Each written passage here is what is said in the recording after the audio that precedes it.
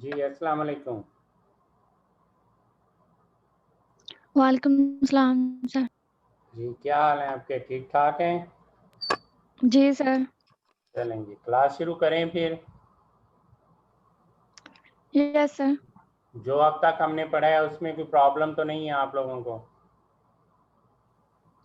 नहीं सर, ठीक ही है, इजी है।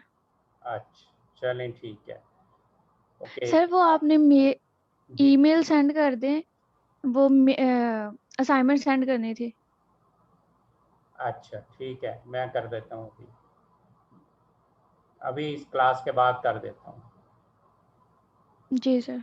Okay, so I am going to share the screen.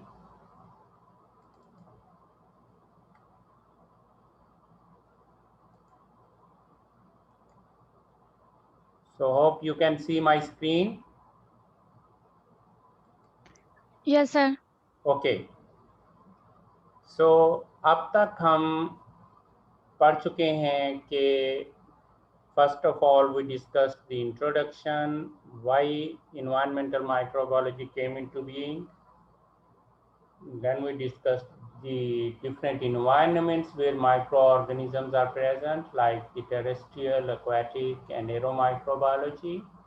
And finally, in the last class, we discussed the extreme environments or the extremophiles.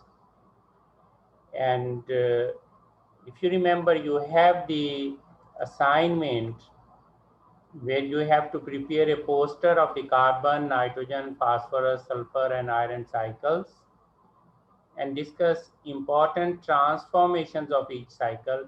यहाँ तक तो आपने poster बनाना था and also discuss how many activities may affect the environment. ये आपने written form में submit करनी है, ठीक है?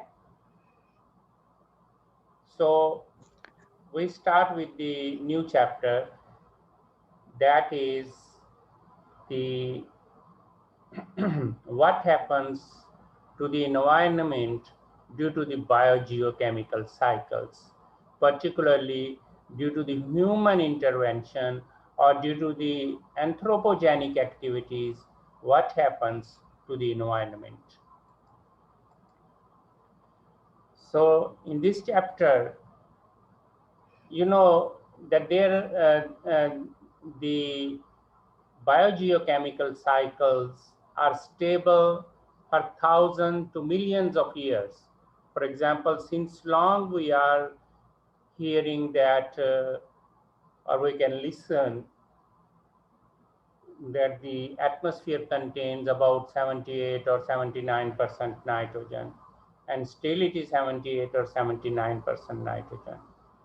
So this is, if you remember in the very first class, I did tell you that it is one of the most important functions of the microorganisms, that they are responsible for the biogeochemical cycles, right? So these biogeochemical cycles are stable since the last thousand and millions of years. But increasing demand for food and energy due to growing human population has forced the human beings or has motivated the human beings to go for human interference to accelerate or slow down a part of natural cycle. सो बढ़ती हुई आबादी को food provide करने के लिए और energy provide करने के लिए इंसान मजबूर हुआ कि वो साइकिल्स के, बायोजियोकेमिकल साइकिल्स के उन पोर्शंस को जो उसके लिए फ़ायदेमंद हैं एक्सेलरेट करे, और उनको जो उसके लिए नुकसानदेह हैं स्लो डाउन करे, ठीक है? या बाज़ जगहों पे उसे प्रोसेस को स्लो डाउन करके फ़ायदा होता है और बाज़ जगहों पे उसे प्रोसेस को एक्सेलरेट करके फ़ायदा होता है. The purpose is to meet the increasing demand of food and energy. So the losses and benefits due to this interference have been noticed. So there are many losses and benefits due to the human interference with these cycles. कुछ लोग इस पे बड़े strongly believe करते हैं, जो ये कहते हैं कि जी as we have disturbed the nature, that is why that we are facing many problems, right? So these are few examples of human actions on biogeochemical activities and their consequences. For example, human action is waste disposal in landfills. So waste material इतना ज़्यादा हो गया था कि वो problem create कर रहा था, तो इंसान ने, ह्यूमन बीइंग्स ने सोचा कि इसको लैंडफिल्स में डाल दिया जाए, जो गड्ढे होते हैं वहाँ पे इसको डाल दिया जाए। सो इससे क्या हुआ, जब वेस्ट को वहाँ पे डिस्पोजल करनी शुरू की तो क्या हुआ, कौन सी माइक्रोबियल एक्टिविटी इससे इम्पैक्ट हुई? There was anaerobic degradation of organics in the waste. Waste में जो ऑर्गेनिक मटेरियल्स थे, जो ऑर्गेनिक कंपाउंड्स थे, उनकी एनारोबिक डिग्रेडेशन हुई और उसका नतीजा क्या हुआ? There is the release of methane to the atmosphere. ठीक है? So methane, you know, is a greenhouse gas. So due to this intervention of the human beings, we are facing the problem of increasing methane level in the atmosphere. Then to feed the burgeoning population, farmers started applying fertilizers, chemical fertilizers. So the application of chemical fertilizers resulted in two very important processes, that is nitrification, where ammonium is converted into nitrate, and that nitrate goes to the groundwater, and as a result, groundwater is contaminated, which causes certain diseases. Then in case of denitrification, where these nitrates are converted to nitrous oxide and nitrogen and go to the atmosphere, where they are, particularly this nitrous oxide is also considered as the greenhouse gas. Then mining, when we go for mining for getting certain minerals, then what happens is when we expose those minerals, there is microbial oxidation of iron and sulfur bearing minerals. तो sulphur और iron bearing minerals जो होती हैं उनकी oxidation हो जाती है, and that results in the formation of acid mine drainage. ये हम इसी चैप्टर में पढ़ेंगे ये क्या होता है एसिड माइन ड्रेनेज, कि जब आयरन और सल्फर की ऑक्सीडेशन होती है तो सल्फ्यूरिक एसिड प्रोड्यूस होता है। वो जो सल्फ्यूरिक एसिड है along with the water that moves to the far off places, and wherever it goes it is highly acidic solution. So wherever it goes, it destroys the soil. This is called as acid mine drainage. Then is the creation of metal containing infrastructure like buildings, ships, bridges, pipelines. So इंसान ने ज़्यादा मजबूती के लिए ऐसी buildings बनानी शुरू की जिसमें उसने मेटल को डालना शुरू किया, शिप्स बनाए, ब्रिजेस बनाए, पाइपलाइंस बिछाई डिफरेंट पर्पसेस के लिए. So these resulted in the microbial oxidation of iron in combination with sulphate reducing bacteria. आप लोगों ने कैंपस पे देखा ही है, ये जो कैंपस के जितने पिलर थे उनमें आयरन था और वो आयरन की क्रोजन हो गई थी जिसकी वजह से वो नीचे से सारे खराब हो रहे थे. ठीक है, तो अब उसको दोबारा से ठीक किया है यूनिवर्सिटी ने. So that results in the corrosion of metal infrastructure components. So जहाँ पे वो मेटल डाला हुआ होता है वहाँ पे जंग लग जाता है, उसकी corrosion हो जाती है जिसकी वजह से उसकी मजबूती नहीं रहती है. फिर then is the creation of concrete sewer pipes. ये सीवरेज के पाइप्स लोगों ने बनाने शुरू किए कंक्रीट के, क्योंकि मेटल के पाइप्स महंगे पड़ते थे. सो उन्होंने कंक्रीट के पाइप बनाने शुरू कर दिए. अब जब कंक्रीट के पाइप बनाए तो कौन सी माइक्रोबियल एक्टिविटी इससे अफेक्ट हुई? That was the microbial oxidation of sulphur combined with sulphate reducing bacteria. So इसकी वजह से सल्फर की ऑक्सीडेशन हुई और सल्फेट रिड्यूसिंग बैक्टीरिया जो थे उन्होंने भी अपना काम किया। तो ऑक्सीडेशन रिडक्शन प्रोसेस की वजह से corrosion हुई कंक्रीट के पाइप्स की। So after some time one has to replace the concrete pipes. Then manufacturing processes like chemicals, semiconductors, etc. that produce metal waste. ऐसे chemicals या ऐसे semiconductors बनाने शुरू किए इंसान ने कि जो मेटल वेस्ट प्रोड्यूस करते थे। इनसे क्या हुआ? माइक्रोबियल मैथिलेशन हुई, मीथेन ग्रुप अटैच हुआ उन मेटल्स के साथ which is toxic. So changes in metal toxicity and bioaccumulation. So metal की टॉक्सिसिटी बढ़ी और वो मेटल्स फूड चेन में अक्यूमुलेट होना शुरू हो गए। फॉसल फ्यूल बर्निंग से माइक्रोबियल एक्टिविटी तो कोई इम्पैक्ट नहीं हुई, क्योंकि इससे अलबत्ता ये हुआ कि fossil fuel reservoirs are created. These are actually produced due to the photosynthetic activity on early Earth and until mines are relatively inert. So, and this resulted in the release of carbon dioxide to the atmosphere. So जब आप fossil fuel burning करते हैं तो उससे क्या होता है, consequence क्या आता है कि एटमॉस्फेयर में कार्बन डाइऑक्साइड की कंसंट्रेशन बढ़ती है।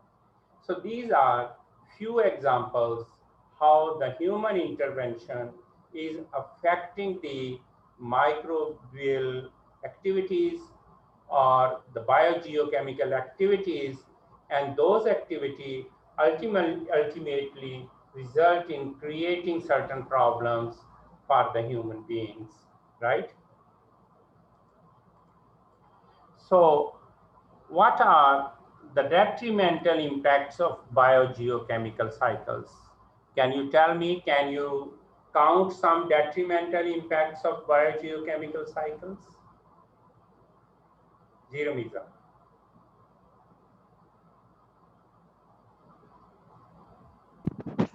जी सर, फॉसल फ्यूल की बर्निंग होती है तो फिर उसके कार्बन जो है ये तो मैंने बता दिया वो ना, इकट्ठी कार्बन डाइऑक्साइड एक्युमुलेशन हो जाती है। बायोजियोकेमिकल साइकिल्स के डेट्रीमेंटल इम्पैक्ट्स क्या हो सकते हैं? ओके, चलें। So the most important one is the green house gases such as methane, carbon dioxide and nitrous oxide which lead to global warming. एक तो ये जो बायोजियोकेमिकल साइकिल्स हैं इनका एक नुकसान तो ये है कि ग्रीन हाउस गैसेस एटमॉस्फेयर में जाती हैं जिससे ग्लोबल वार्मिंग का फिनोमिना क्रिएट होता है। Then due to these greenhouse gases what happens or why these greenhouse gases are accumulated in the atmosphere, what activities are responsible for the release of these greenhouse gases? Those are mining and use of fossil fuels, जैसे आपने भी बताया अभी, waste disposal in landfills, अभी मैंने आपको table दिखाया था, and fertilizer application. These are the three major, not all, three major phenomena which result in the production of greenhouse gases, which ultimately results in the global warming. ठीक है?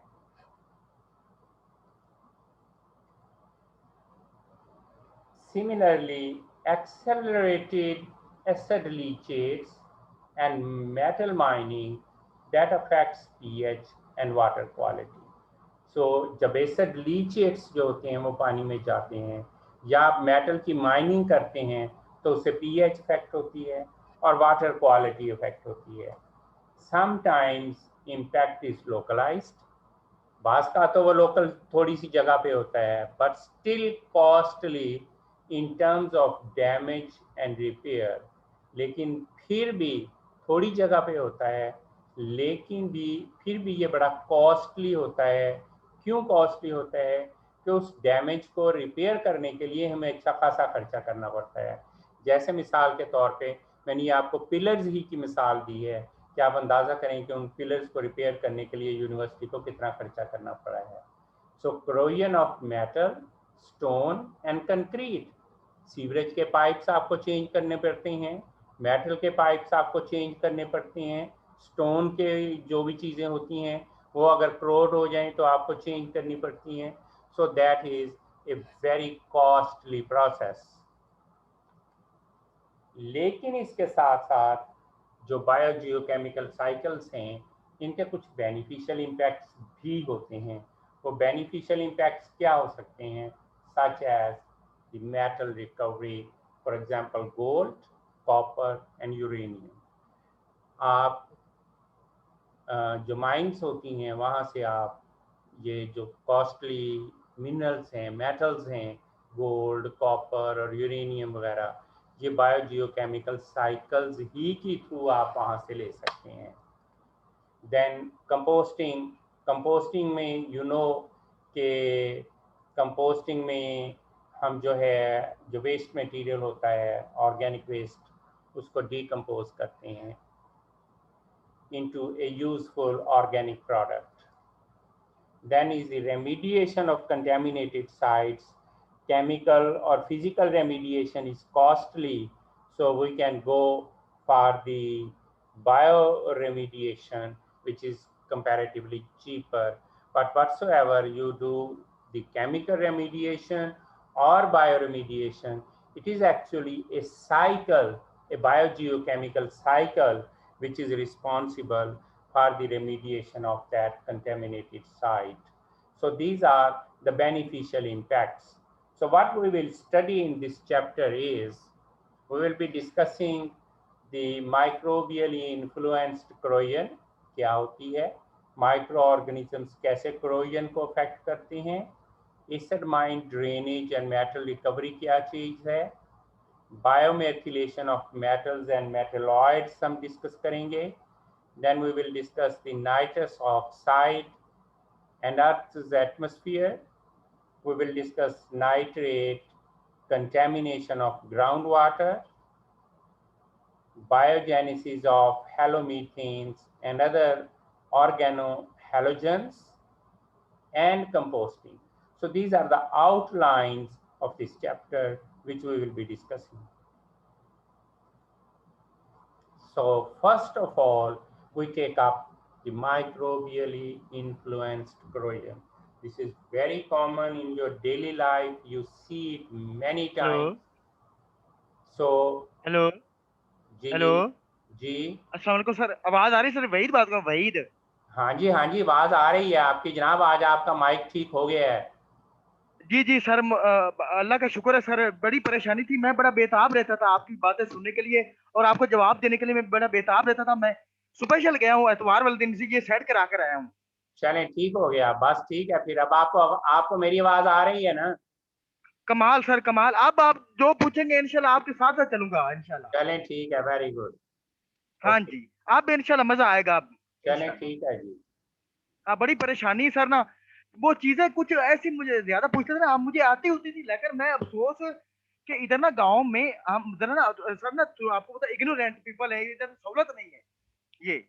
चलें हम अब कहीं दूर परेशानी हैं। को भूल जाएं। अब आए शुरू हाँ करें आगे। हम इसको कर रहे हैं, हम इस वक्त डिस्कस कर रहे हैं जी जी माइक्रोबियली influenced corrosion.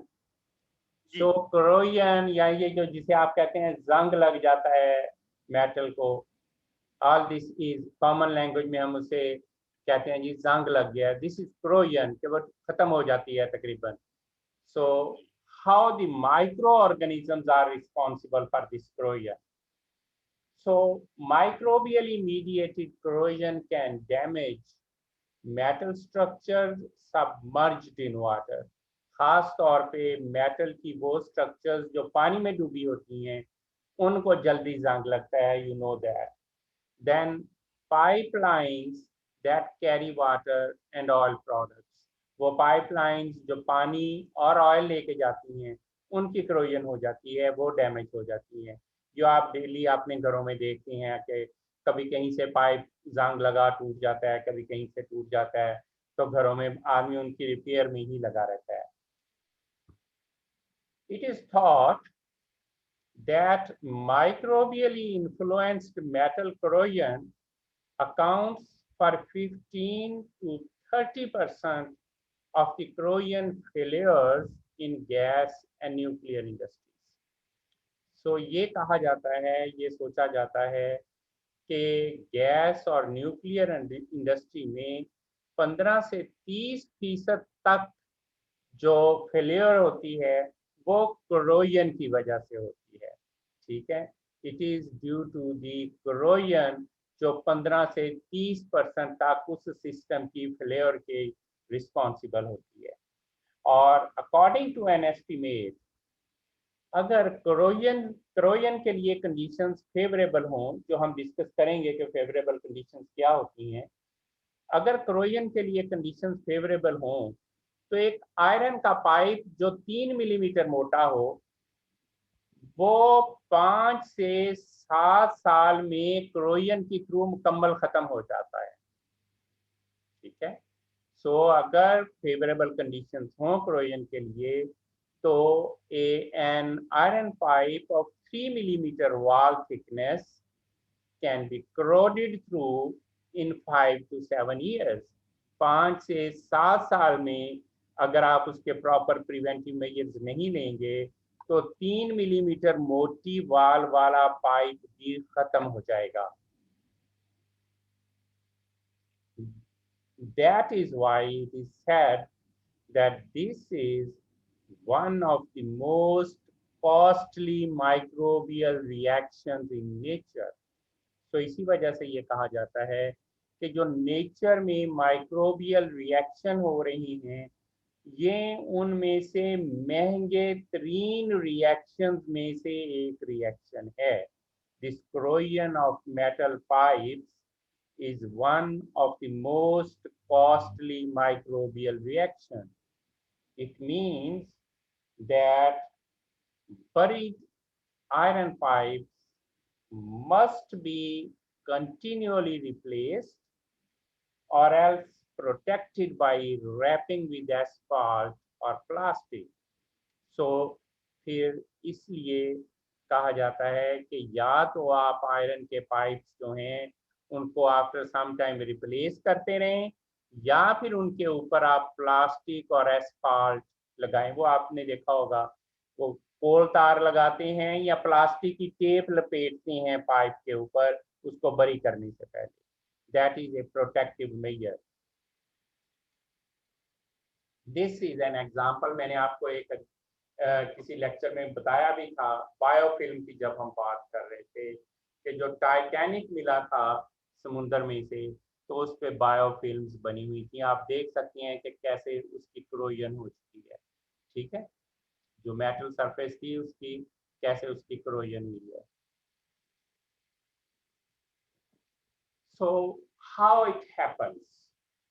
What is the mechanism of microbially influenced metal corrosion? होती कैसे है, इसकी साइंस क्या है? Although mechanism and scale of corrosion is not fully understood, but commonly क्या होता है कि sulphate reducing bacteria mediated corrosion requires anaerobic conditions, but oxygen is often present in the environment। होता क्या है कि जो corrosion होती है ये सल्फेट रिड्यूसिंग बैक्टीरिया की वजह से होती है और सल्फेट रिड्यूसिंग बैक्टीरिया जो है इनको एनारोबिक कंडीशंस चाहिए होती है। जब रिडक्शन होगी तो एनारोबिक कंडीशंस चाहिए होगी ना, सो इनको एनारोबिक कंडीशंस चाहिए होती हैं। लेकिन आम तौर पे इन्वायरमेंट में ऑक्सीजन मौजूद होती है। तो फिर क्वेश्चन पैदा होता है कि फिर ये corrosion कैसे हो जाती है। सो उसका जवाब है कि when biofilms form on the metal surface, anaerobic microcytes develop within the biofilms. अगर आप aquatic microbiology वाला चैप्टर याद करें तो वहां पे हमने डिस्कस किया था कि जहां पे बायोफिल्म बन जाती है वहां पे एनारोबिक कंडीशंस डेवलप हो जाती हैं। सो वो साइट्स जहां पे बायोफिल्म बनती है वहां पे एनारोबिक माइक्रोसाइट्स डेवलप हो जाती हैं। उन एनारोबिक माइक्रोसाइट्स पे sulphate reducing bacteria grow and there they cause the corrosion problem। ठीक है, so this is how the sulfate reducing bacteria they grow under aerobic conditions. That under aerobic conditions there is the biofilm, and in the biofilm there is anaerobic microcyte where the sulfate reducing bacteria can be present. अभी मैं इसे और explain करूंगा आपको। These microcytes support the growth and activity of sulfate-reducing bacteria, which ultimately cause the metal surface to corrode. So, इस sulfate-reducing bacteria की वजह से फिर जो metal की surface होती है उसकी corrosion होती है, उसको जंग लगता है। इसको अगर आप समझें तो आपको और क्लियर हो जाएगा। ये देखें, ये जो रेड कलर के हैं these are the iron oxidizers, और जो ब्लैक कलर के हैं ये वाले these are the sulfate reducers। ठीक है, तो होता क्या है, जो मेटल है iron that under anodic reaction that changes to ferrous। ठीक है, ठीक है, और at the same time आप देख सकते हैं कि OH आयंस प्रोड्यूस होते हैं। जब इलेक्ट्रॉन्स रिलीज होते हैं ये देखिए तो साथ में OH आयंस प्रोड्यूस होते हैं। ठीक है, और उसी वक्त जो सल्फेट होती है वो रिड्यूस होती है टू सल्फाइड। ठीक है, और ये फेरस, ये वाला फेरस और सल्फाइड मिलके आयरन सल्फाइड बना देते हैं। ठीक है, एंड साइमल्टेनियसली दी वहाँ पे आयरन ऑक्सीडाइजर्स भी मौजूद होते हैं। ये जो आयरन ऑक्सीडाइजर्स हैं ये दोबारा से इसको फेरस सल्फाइड को चेंज कर सकते हैं टू फेरिक। ठीक है, so in this way the reaction goes on. जो फेरस है वो ऑक्सीडाइज होती है तो you can see that ferric hydroxide. ठीक है, and this is the iron oxidizing bacteria which is doing this.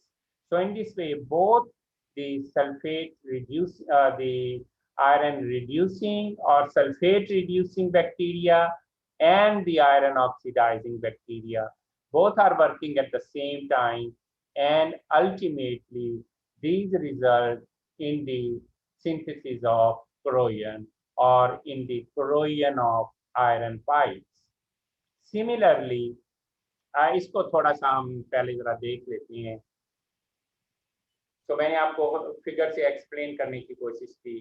क्या बात की हमने कि micro organisms they participate in aerobic and anaerobic corrosion process. मैंने आपको नीचे ब्लैक कलर के एनारोबिक प्रोसेस भी दिखाया और ऊपर रेड कलर में मैंने आपको एरोबिक प्रोसेस भी दिखाया। So in anaerobic corrosion, the metal surface acts as an anode in an electrochemical reaction and is transformed to ferrous। मैंने अभी आपको दिखाया था। ठीक है, an equivalent number of OH ions are produced। मैंने आपको दिखाए थे कि ये देखिए OH ions प्रोड्यूस हो रहे हैं at the cathode side। तो जो कैथोड साइड है दोनों साइड्स पे मैंने आपको दिखाया कि OH ions प्रोड्यूस हो रहे थे। ठीक है,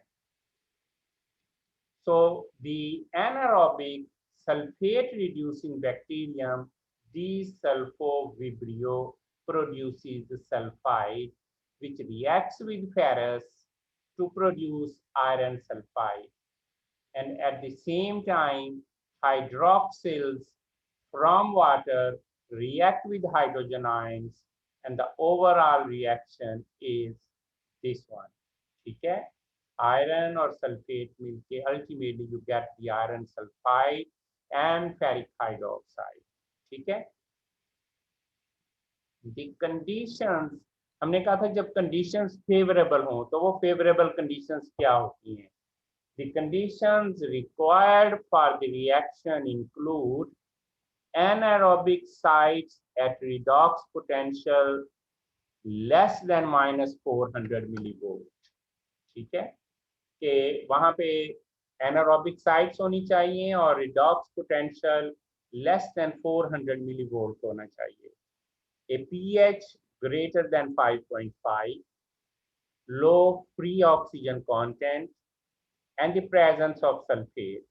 So ये conditions अगर हों तो जो corrosion है metal की वो quickly होगी, rapid होगी. ठीक है, तो इसको कंट्रोल करने के लिए फिर हमें क्या करना चाहिए? How can microbially influenced corrosion be controlled? This can be done by coating the metal surface with bactericidal chemical like quaternary ammonia, phenolic compounds, metals like copper. ठीक है, कि इसको बचाने के लिए आप ये कर सकते हैं कि आप उसके ऊपर कोई anti bacterial compound solution spray कर दें ताकि वहाँ पे बैक्टीरिया जो जिन्होंने ये क्रोजन काज करनी है वो ग्रो ही ना कर सकें, या वहाँ पे उस मेटल की कोटिंग कर दें जिसकी क्रोजन ये बैक्टीरिया कर ही नहीं सकते, जैसे कॉपर है. और by disrupting the organization of surface biofilms with surface disinfectant chemicals like chlorine, कि आप थोड़े थोड़े अरसे के बाद, मतलब कोई हफ्ते बाद, 10 दिन बाद, महीने बाद आप उसके ऊपर कोई डिसइंफेक्टेंट स्प्रे कर दें ताकि वहाँ पे बायोफिल्म ना बन सके. अगर और कुछ नहीं तो जहाँ पे आपको महसूस हो कि जंग सा लगना शुरू हो रहा है, आप उसको खुरच डालें ताकि वहां से ऑक्सीडेशन का प्रोसेस हो जाए. ठीक है, वहां पे रिडक्शन का प्रोसेस ना हो. ठीक है,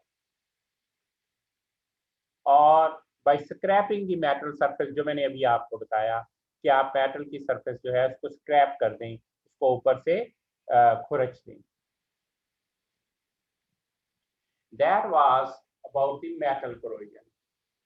अब जैसे मेटल की corrosion होती है और मैंने आपको बताया कि आप अंदाजा करें कि ये कितनी कॉस्टली है, कि अगर आप इसको कंट्रोल नहीं करेंगे तो शहरों में जहाँ पे पानी की सप्लाई इस मेटल के ये मेटल पाइप्स के थ्रू दी जाती है, अगर आप इसको कंट्रोल नहीं करेंगे तो आफ्टर सम टाइम आपको वो सारे पाइप चेंज करने पड़ेंगे. आप अपने घर का ही सोच लें कि अगर आपने वहाँ पे प्लास्टिक की बजाय मेटल के पाइप्स लगाए हुए हैं और वो मेटल के पाइप्स रोड हो जाती हैं तो आफ्टर एवरी 5-6 ईयर्स आपको पाइप चेंज करने पड़ेंगे.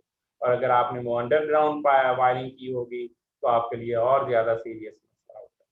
ठीक है, इसीलिए आजकल ज़्यादातर लोग वो मेटल के बजाय प्लास्टिक के पाइप यूज कर रहे हैं, स्पेशल पाइप. तो इसी तरह से कंक्रीट की corrosion में भी माइक्रो ऑर्गेनिजम्स इन्वॉल्व होते हैं. So the microbes participate in the corrosion of concrete through the production of acidic metabolites. So concrete की corrosion कैसे करते हैं माइक्रो ऑर्गेनिज्म, कि ये एसिडिक मेटाबोलाइट्स प्रोड्यूस करते हैं जो उस कंक्रीट को करोड कर देते हैं. What are those acidic metabolites? Those are organic acids which are produced by fermentative bacteria, or maybe sulfuric acid produced by sulfur oxidizing bacteria, or maybe nitric acid produced by nitrifying bacteria. ठीक है, तो ये जो acids होते हैं, sewer pipes are corroded by a two-step process involving both sulfur reducing and sulfur oxidizing bacteria. So आपको आज के लेक्चर से ये अंदाजा हो रहा होगा कि मैंने आपको वो बायोजियोकेमिकल साइकिल्स ड्रा करने की और उसको समझने की असाइनमेंट क्यों दी थी, क्योंकि ये सारी ट्रांसफॉर्मेशन उन साइकिल्स में आपने पढ़ी हैं, ठीक है। सो सल्फर की रिडक्शन और ऑक्सीडेशन जो है that is responsible for the corrosion of sewer pipes.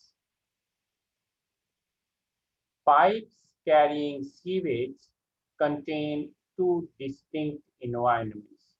So जो सीवरेज के पाइप्स होते हैं उनमें दो किस्म की एनवायरनमेंट होती है। एक तो लीकेज सीवेज होता है और दूसरा हेड स्पेस एरिया होता है। हेड स्पेस एरिया है कि एवरी टाइम जो सीवरेज के पाइप्स होते हैं, आपको पता है वो बहुत बड़े बड़े होते हैं, और एवरी टाइम वो फुल भर के नहीं पानी उनमें से आ रहा होता, बल्कि वो बास का तादे होते हैं, बास का तादे से भी थोड़े होते हैं, पानी आ रहा होता है।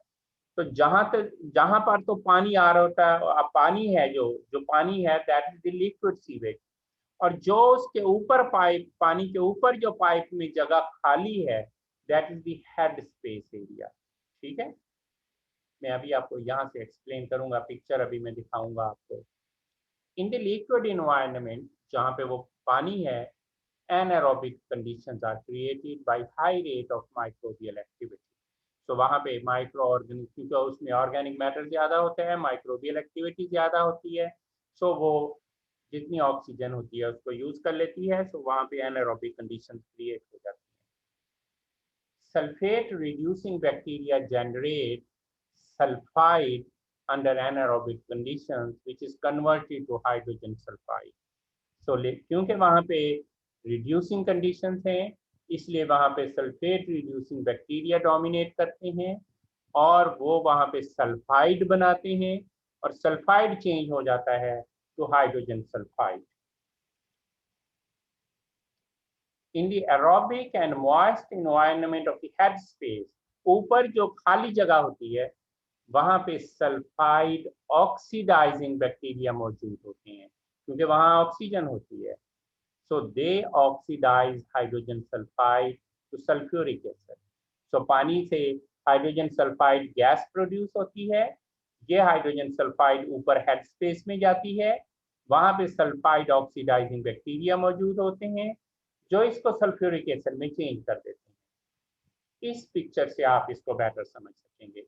ये देखें, ये पाइप है, आप देख सकते हैं कि जो नीला कलर शो कर रहा है कि यहाँ से पानी जा रहा है और ये ऊपर खाली जगह है, दिस इज हेड स्पेस, ठीक है। सो होता क्या है, जहाँ पे पानी है वहाँ पे हमने कहा सल्फेट रिड्यूसिंग बैक्टीरिया डोमिनेट करते हैं और वो हाइड्रोजन सल्फाइड गैस प्रोड्यूस करते हैं। ये जो हाइड्रोजन सल्फाइड गैस है, हेड स्पेस में सल्फाइड ऑक्सीडाइजिंग बैक्टीरिया मौजूद होते हैं, थायोबैसिलस। ये क्या करते हैं, ये उस हाइड्रोजन सल्फाइड को चेंज करते हैं टू सल्फ्यूरिक एसिड। ये जो सल्फ्यूरिक एसिड होता है ये रिएक्ट करता है with the wall of the pipe, ठीक है। जब ये पाइप की वॉल के साथ एक्ट करता है तो उसको डैमेज कर देता है। सो इसको हम एक और तरह से, उसको अगर क्रॉस सेक्शन देखें हम आप, तो आप देख सकते हैं कि ये पानी वाला है, पानी है, सीवेज लिक्विड है, जो हमने कहा था रिड्यूस कंडीशंस होती हैं, और ये ऊपर हेड स्पेस है जहाँ पे हमने कहा था ऑक्सीडाइज्ड कंडीशंस होती हैं। तो यहाँ से हाइड्रोजन सल्फाइड बनती है, ये हाइड्रोजन सल्फाइड ऊपर जाती है, यहाँ पे ऑक्सीडाइजिंग बैक्टीरिया होते हैं जो इसको सल्फ्यूरिक एसिड में चेंज कर देते हैं। वो सल्फ्यूरिक एसिड इस कंक्रीट के पाइप के साथ रिएक्ट करता है और इसमें कैल्शियम होता है, कैल्शियम हाइड्रोक्साइड। ये जब उसके साथ रिएक्ट करता है, कैल्शियम हाइड्रोक्साइड जो कि उस वाल में बाइंडर के तौर पे काम कर रहा होता है, तो ये कैल्शियम हाइड्रोक्साइड को चेंज कर देता है to calcium sulphate and it can no more bind the material. So as a result, corrosion of the pipe takes place. So this is what happens. The sulfuric acid that reacts with calcium binding agent, calcium hydroxide, and you get the calcium sulfate, which is no more a binding agent. ठीक है। So इस तरह से जो sewerage के pipe हैं, जो concrete के पाइप्स हैं, उनकी करोजन होती है। तो पहले मैंने आपको करोजन बताई कैसे होती है मेटल के पाइप्स की, उसके बाद मैंने आपको करोजन बताई है कि कंक्रीट के पाइप्स की करोजन कैसे होती है and how the microorganisms are responsible for that. The pH of moisture in the corroded concrete is reduced to around 2 के 2 तक उसकी pH चले जाती है, इतना ज्यादा एसिडिक होता है वो। तो इसको कैसे कंट्रोल कर सकते हैं? How you can control the concrete corrosion? So treat the sewage liquid with caustic soda to prevent production of hydrogen sulfide. So आप कास्टिक सोडे के साथ उसको ट्रीट कर दें, जिससे ये होगा कि हाइड्रोजन सल्फाइड नहीं बनेगी। दूसरा ये है कि add alternative electron acceptors such as iron or oxygen to inhibit sulfate reducing bacterial activity। कि आप वहाँ पे कोई अल्टरनेट इलेक्ट्रॉन एक्सेप्टर डाल दें ताकि वो इलेक्ट्रॉन को ले लें और जो आपकी सल्फेट रिड्यूस हो रही है वो रिड्यूस ना हो। ठीक है, दैट कैन बी ऑक्सीजन और दैट कैन बी आयरन। और spray the concrete with high pH solution such as magnesium hydroxide slurry.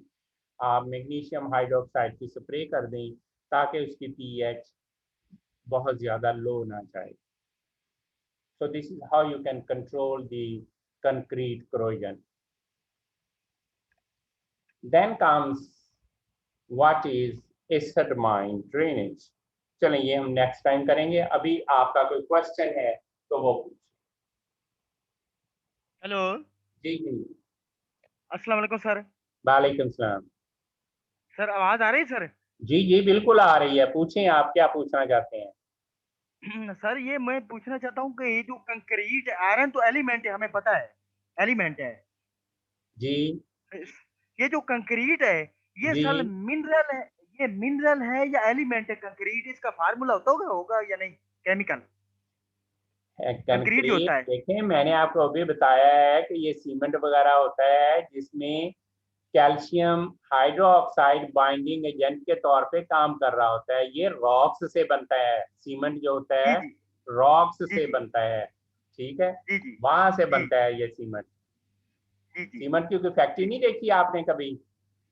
जी जी जी जी देखिए उसका फार्मूला भी होता है सीमेंट का अलग से। हाँ जी, ये वो जी रॉक्स होती हैं जिनको क्रश करके ये सीमेंट बनाते हैं। ठीक है, इसका मतलब है ये कंक्रीट मिनरल है sir, mineral. Yes you can say ये मिनरल है, यस। ठीक है सर, जज़ाकल्लाह सर, मेहरबानी। ना वही प्रोसीड सर। जी, एनी अदर क्वेश्चन? सर ये ना पिछले लेक्चर में सर आपने एक पढ़ा था हाइड्रोवेंटल सॉरी हाइड्रोथर्मल वेंट्स। हाँ जी, ये मैंने कहा प्रीवियस था लेक्चर। हाँ हाइड्रोथर्मल वेंट होते हैं कि जी समुंदर के अंदर जी आपको जी पता है कि जमीन के नीचे बहुत सारी गैसेस हैं, जो बहुत सारे रिएक्शंस हैं जो जमीन के नीचे हो रहे हैं। तो जी जी नीचे जो रिएक्शंस होते हैं समुंदर के अंदर बाज का वो गैसेस के प्रेशर की वजह से वो इरप्शन होती है, वो फटते हैं जी जैसे जी आतिशफशानी फटते हैं। ऐसे वो जी जब जी फटते हैं तो ऊपर को निकलते हैं तो वो गैसेस प्रेशर से बाहर आती हैं। वो जी जो जी होती हैं वहां पे टेम्परेचर बहुत हाई होता है, उनको हम जी जी हाइड्रोथर्मल वेंट्स कहते हैं। वेंट का मतलब होता है एक सुराख। जी जी तो वो जो जी हाइड्रोथर्मल वेंट्स उनको कहते हैं कि पानी में ऐसे नीचे से गैसेस जब इरप्ट होती हैं तो वो जो जो गैसेस प्रेशर से बाहर आती हैं वहां पे टेम्परेचर बहुत ज्यादा होता है, जिसकी वजह से हम उसको हाइड्रोथर्मल वेंट कहते हैं। जी जी सर, मेहरबानी। अच्छा सर ना एक और क्वेश्चन अगर आप माइंड न करें सर। जी जी पूछें, जो मर्जी पूछें। सर मेहरबानी आपने पूछा पर सर आज तक हम पीएचडी तक पहुंच चुके हैं, हमें आज तक इस चीज का नहीं पता चला ये जो नाइट्रोजन गैस होती है ना तो एटमॉस्फेयर में जो आपकी नाइट्रोजन आवाज नहीं, गैस मुझे होती है। अभी एक मिनट ठहरे जरा, मुझे थोड़ी सी आवाज बढ़ा लेने दे, मुझे आपकी आवाज नहीं क्लियर आ रही। जी जी आप बताएं। सर ये जो नाइट्रोजन गैस होती है हवा में, हाँ जी, ये जो ये कुदरती तौर पर ये ऐसे फिक्स होती है कि लेग्यूमिनस जो प्लांट होते हैं बैक्टीरिया उसको फिक्स कर लेते हैं, अमोनिया में कन्वर्ट कर लेते हैं। हाँ जी, सर क्वेश्चन मेरा ये अराइज होता है कि जो संतों में खाद्य वगैरह इंडस्ट्री में जो खाद्य नहीं बनाते, यूरिया खाद बनाते हैं, हाँ जी, जो बनाते हैं, हाँ जी। वो हवा से नाइट्रोजन कैसे बंदे पकड़ते हैं? इसकी आज तक नहीं पता चली कि वो इसको हवा से नाइट्रोजन कैसे पकड़ते हैं। कैसे पकड़ते हैं? इसको हाँ जी, पकड़ते हैबर हैं। बॉश प्रोसेस कहते हैं। हैबर बॉश प्रोसेस, आज आप नेट पे सर्च करें कि हैबर जी बॉश जी प्रोसेस क्या होता है, जी जी। ठीक है? फिर नहीं, आपको पता उस चलेगा कि वो कैसे होता है। आपने नहीं ये सर, वो सिर्फ तो आज आपने नेट से हाँ सर्च जी, करना है कि हैबर हाँ बॉश जी, प्रोसेस क्या होता है, जी जी फिर जी आपको समझ आएगी कि वो कैसे पकड़ते हैं एटमॉस्फेयर में से नाइट्रोजन को। जी सर, वो अच्छा अच्छा, ठीक है सर, ठीक है, ठीक सर। इस प्रोसेस का नाम हैबर बॉश प्रोसेस है। जी, हाइपर बॉस, ठीक है सर, बॉश, ठीक। BOSH। हाँ जी, उस साइंटिस्ट का नाम है सर। जी, आप उसको पढ़ें, इस प्रोसेस का नाम है ये, तो आपको समझ जी, आ जाएगी। अगर फिर भी नहीं समझ आएगी तो मैं आपको बताऊंगा। अच्छा ठीक है सर, पेंडिंग पे रख लेते हैं। जी, ठीक है सर। लेकिन आप इससे रेलेवेंट, फिलहाल आप इससे रेलेवेंट क्वेश्चन पूछें जो हमारा कोर्स है इस वक्त। अच्छा सर ना, एक एक क्वेश्चन इससे रेलिवेंट है सर।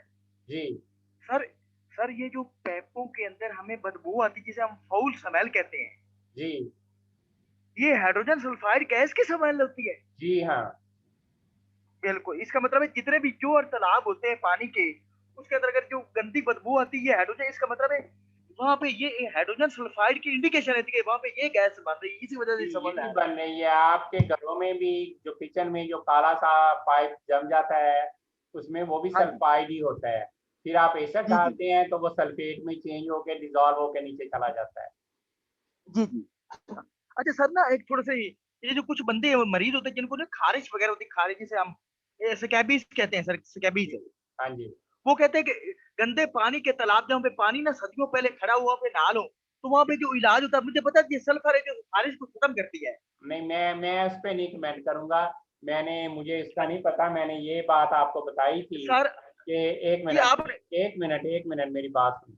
इसका तो मुझे जी नहीं पता गंदे पानी का, लेकिन मैंने आपको जब एक्वेटिक इन्वायरमेंट पढ़ा रहा था वहां पे मैंने आपको सल्फर स्प्रिंग्स पढ़ाए थे कि ऐसे जी स्प्रिंग्स जी होती हैं जिनमें सल्फर ज्यादा होती है। तो जी अगर जी उस पानी से आप नहा लें तो आपके ये जो एलर्जी वगैरह के इश्यूज होते हैं ये खत्म हो सकते हैं, क्योंकि जी सल्फर में ये एबिलिटी होती है। जी जी। सर सर, ये जो आपने बताया था, ये रियलिटी है? होगी रियलिटी, मुझे नहीं पता इस बात का कि गंदे पानी सर से नहाने से ये दूर होती है कि नहीं होती है। इस बात का मुझे नहीं पता है। आई नहीं, डोंट नो अबाउट दैट। लेकिन जो गंदे पानी सल्फर से, स्प्रिंग्स हैं उसके बारे में ये जी जी रिपोर्ट्स बहरहाल हैं। जी जी चलें जी जी, अभी और कोई क्वेश्चन आपका अगर नहीं है तो हमारा टाइम खत्म हो गया है। अब हम फ्राइडे को मिलेंगे इंशाल्लाह रमजानुल मुबारक में रोजे के साथ। जी जी, इंशाल्लाह चलें जी, इंशाल्लाह। Thank you very much. God bless, lecture में गॉड ब्लेस। आपको दे दूंगा, वो अल्लाह, आपको पहुंचा देगा। ठीक है, जी सर, थैंक यू जी वेरी सर, मच। अल्लाह, अल्लाह हाफिज। अल्लाह।